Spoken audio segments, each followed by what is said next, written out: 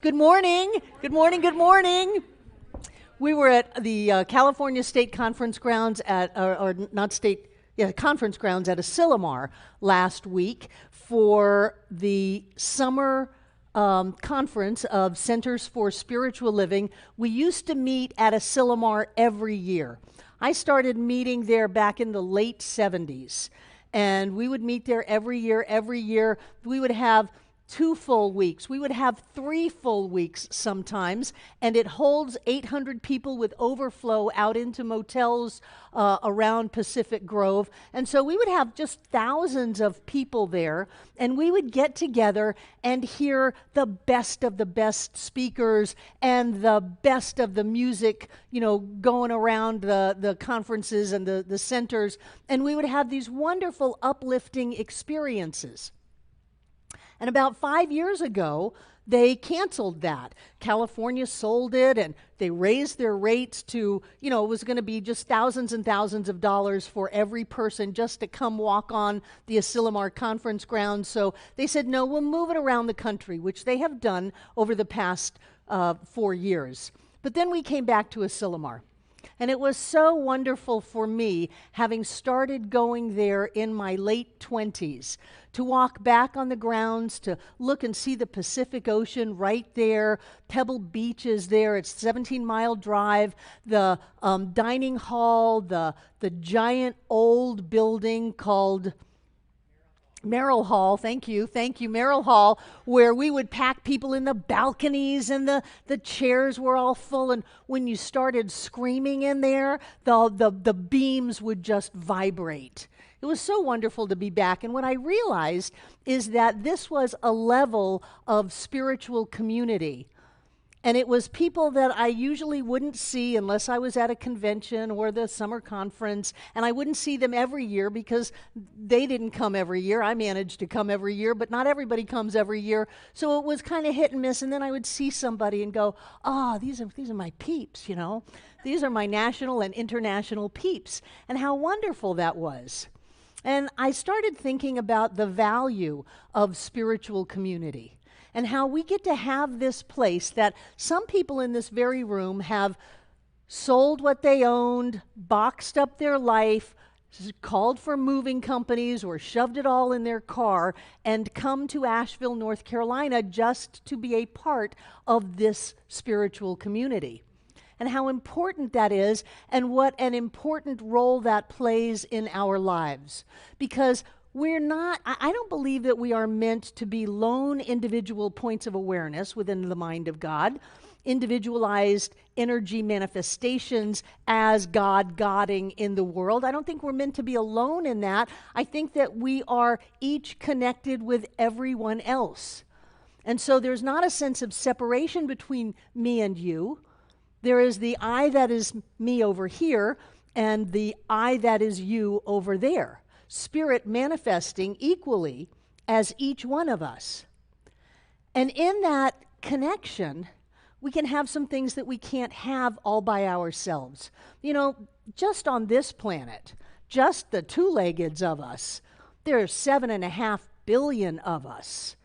7.5 billion is a lot of people. It's a lot of people. And we can give things to each other that we don't have all by ourselves. We can come to this center and we can be inspired by the marvelous words of Barbara and John and Sally and whoever else may be teaching or speaking to us. We can have the connection of touch as we hug each other. We can eat food together. We're really good at that. And we can change our lives, because we have support here. We have amazing practitioners that will sit with us on Thursdays. I'm always floored at how those practitioner office hours are empty. There's a sign-up sheet on the Welcome Center. You can have a practitioner for a whole hour on Thursdays. We have practitioners that will treat for us up in the front of the room, but will also spend time with us and delve deeper into some of the blocks we may still have, or some of the processes that we are involved in our healing and growing. Some people think that science of mind is just about focusing on prosperity, creating money, and turning away from the condition and putting a happy face on the big pile of you-know-what, and that everything gets better. But really, there's a process of this healing that we do, that we can do with each other better than we can by ourselves. And in that, it seems to make life on planet Earth easier. We left the old life is a struggle, we're being tested, and if we fail that test, we're going to have eternal hellfire and damnation. We left that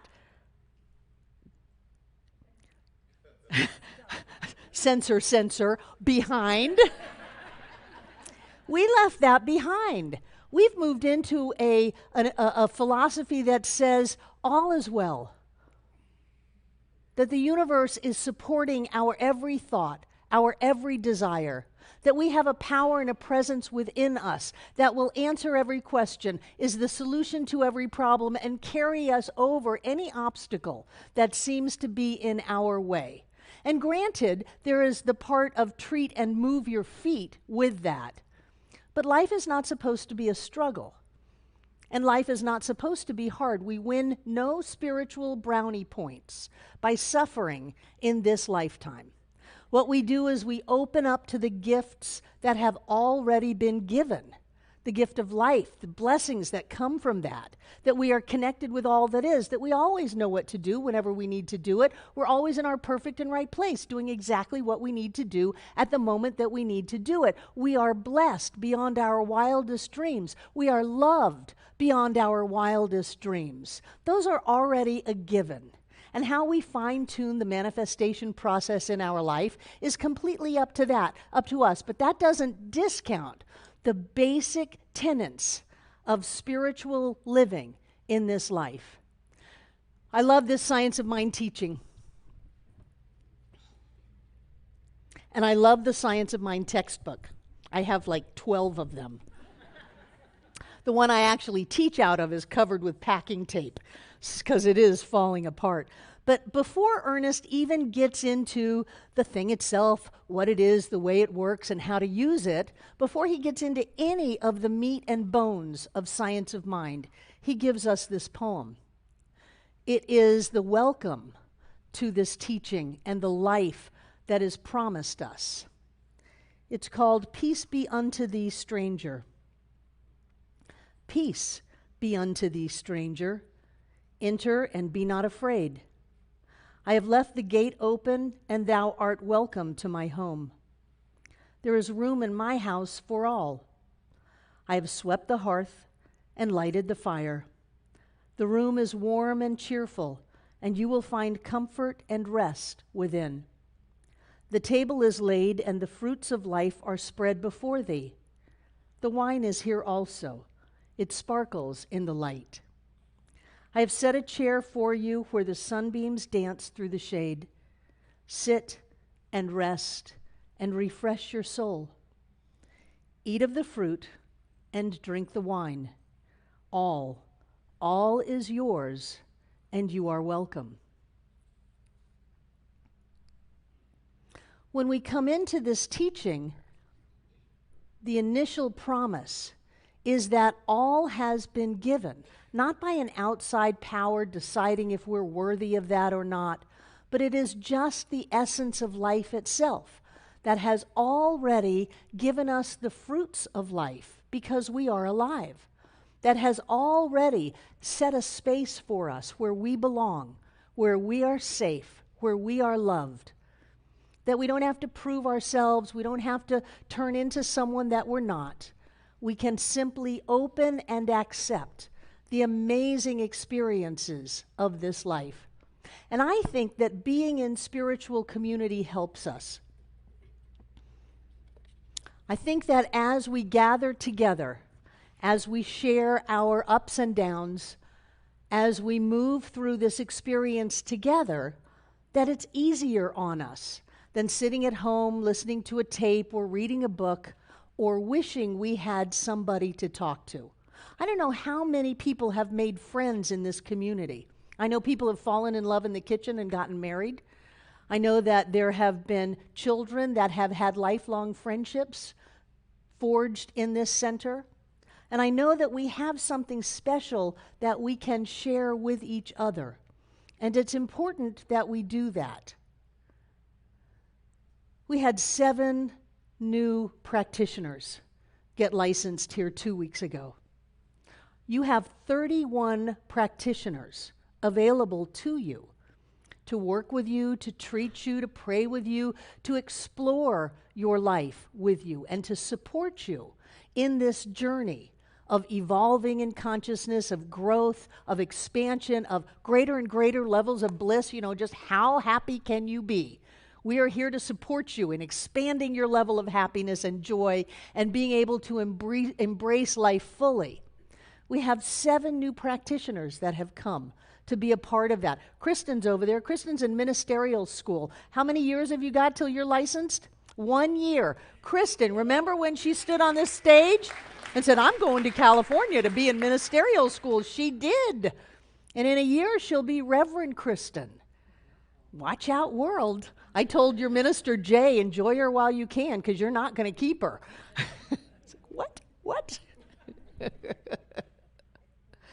So we have people who are saying, I can help. I can be a listening ear. I can be a shoulder. I can be a cheerleader. I can give you something so that your life gets better. We have this thing that says we are individualizations. Not even that, because that's a noun. We are the individualized, it's a verb, expression of spirit. God is Godding as us. Spirit is spiriting as us. And each one of us is that point of the movement and the expression and the expansion of the divine as us. And as such, we are all connected. And one of the amazingly cool things about this teaching is that what is known at one point in mind is simultaneously known at all points. And so what we can do is know something for and about someone else. We can know something and it shows up in time and space in someone else's life. I think that that is amazingly cool because I don't have to carry the burden of knowing it. I don't have to have it all together before my life gets better. I can have someone else know the truth of me, that I am a powerful, creative, spiritual being, giving the best talks in the world on this stage at Center for Spiritual Living, Asheville. I can have someone know for me that I am beautiful, that I am healthy, that I'm getting younger every day, that I'm filled with energy, that I'm surrounded by love and support and joy, and that is who I am. And I can be wobbling, and it still shows up. There's an old idea that says we have to have it all together to get any bennies.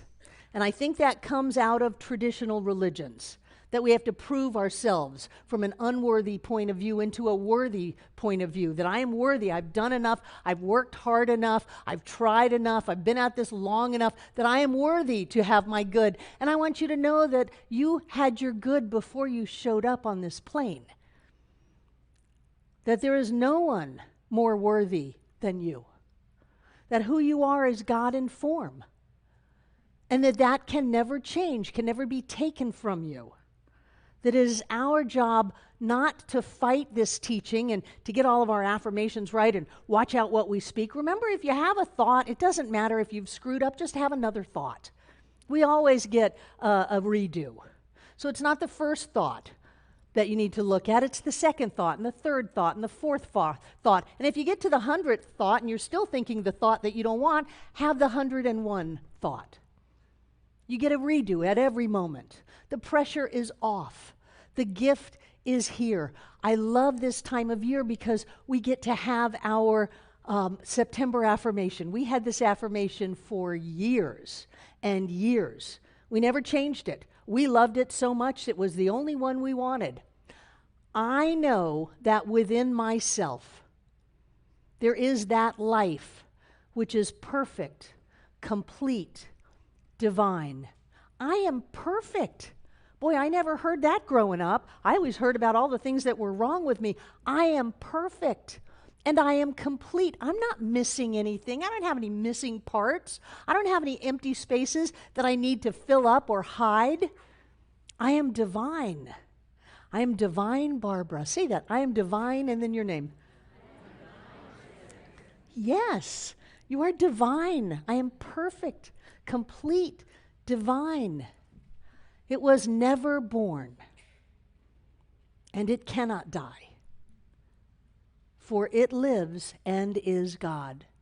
It was never born. We are not physical corporal bodies. We are beings of light and beings of love. We were not born.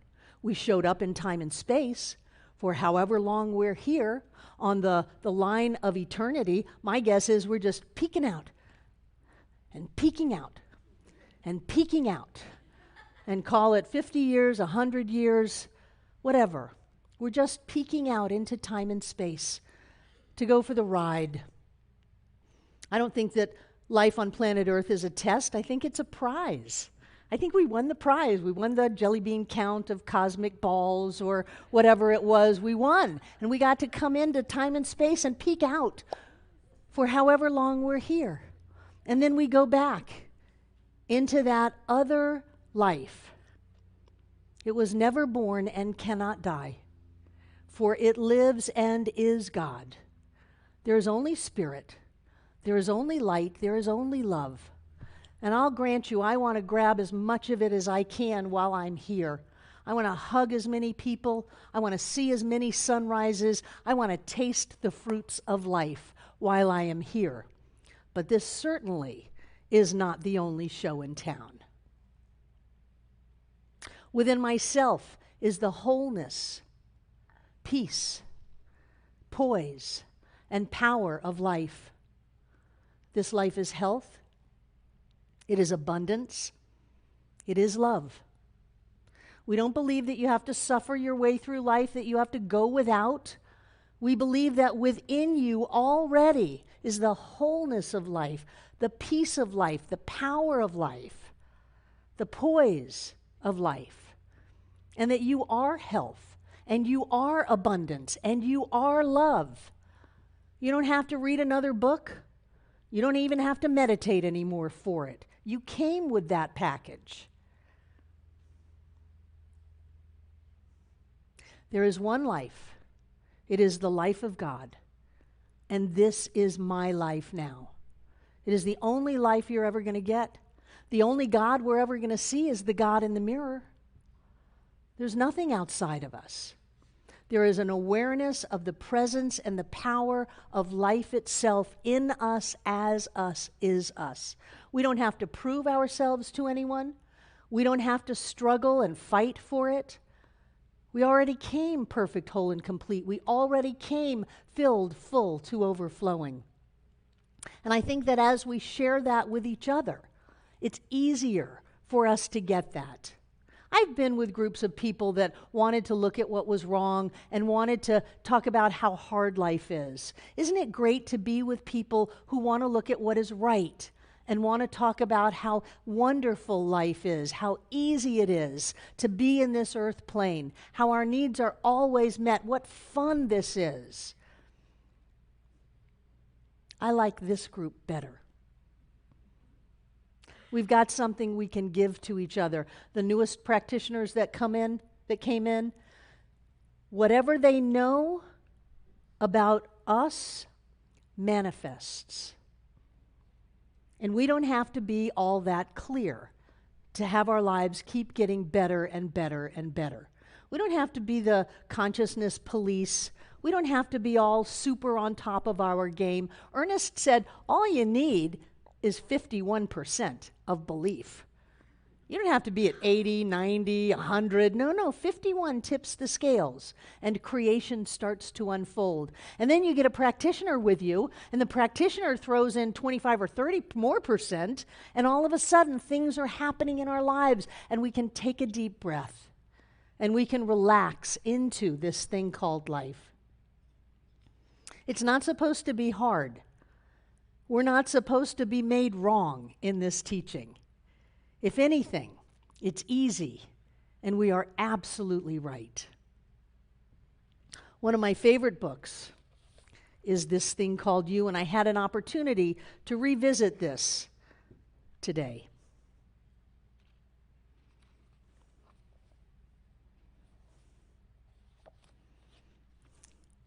I just want to share a little bit. This is who you are, and if you want to close your eyes, you can, and take a deep breath. You belong to the universe in which you live. You are one with the creative genius back of this vast array of ceaseless motion, this original flow of life. You are as much a part of it as the sun, the earth, and the air. There is something in you telling you this, like a voice echoing from some mountaintop of inward vision, like a light whose origin no man has seen, like an impulse welling up from an invisible source.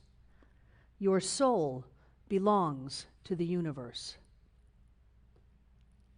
This teaching tells us that there is something more in us than our physical body, than our experiences, certainly than the stuff we have. This teaching tells us that we are one with all that is. We are connected to all that is. I am you and you are me. And that as I open my spirit eyes to that, I see God all around me. And that there is something very special within us. We're not just one of 7.5 billion. We are the point of energy of the creative force of all of life showing up as us. Troward says, my mind is a center of divine operation. I say God showed up as us, with our face, with our life, with our thoughts, with our deeds. God shows up as us. But whatever it is, it's not a thing, it's not solid, it's not the space part of time and space. Whatever it is the godding of us, the spiriting of us, the living of life as us. And it is constantly moving. We are constantly vibrating. That's why we are beings of light, because we come from the light, and we are the light. It is our job to be the light. We are beings of love. We come from the love. We are the love. It is our job to be the love. And as we move through this life, not attached to all of the physical form of it all, but really getting that we are freaking amazing. We are spiritual beings alive and well on planet Earth, creating our lives in love and joy, in happiness, in prosperity and health and wholeness. That's our job. Our job is to enjoy our lives. Our job is to sit at the table where the fruits of life have been set before us, to enjoy the sunlight, to enjoy the fire, and to take of those fruits. Not to go out and plow the fields, not to go out, farmers, I'm not talking to you as a metaphor, not to go out and earn by the sweat of our brow, but to open up to the amazing experience of this life.